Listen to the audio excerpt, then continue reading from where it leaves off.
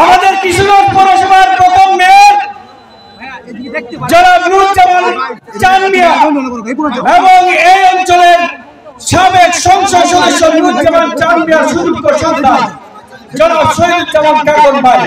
আমরা যখন 90 দশকের ছাত্র রাজনীতিতে আসি তখন আমাদের অগ্রদূত হিসাবে আমরা কাকন ভাইকে পেয়েছি।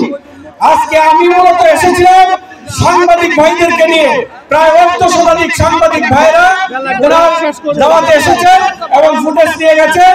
ওরা অত্যন্ত খুশি এবং আপনাদের প্রিয় নেতা জনাব শহীদুজ্জামান কাকন ভাইয়ের যে জনপ্রিয়তা আপনারা প্রমাণ করেছেন।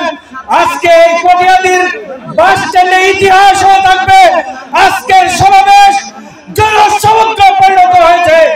আমরা বিগত 17 বছর একটা বৃহৎ কারাগারে ছিলাম, আজকে আমরা মুক্ত থেকে দেশটাকে একটা সুন্দর জায়গায় নিয়ে যাব। আপনারা কটিয়াদীর মানুষ কাকন ভাইয়ের জন্য কাজ করবেন, কাকন ভাই আপনাদের জন্য কাজ করবে। সবাইকে ধন্যবাদ। আল্লাহ হাফেজ, দেখা হবে ইনশাআল্লাহ।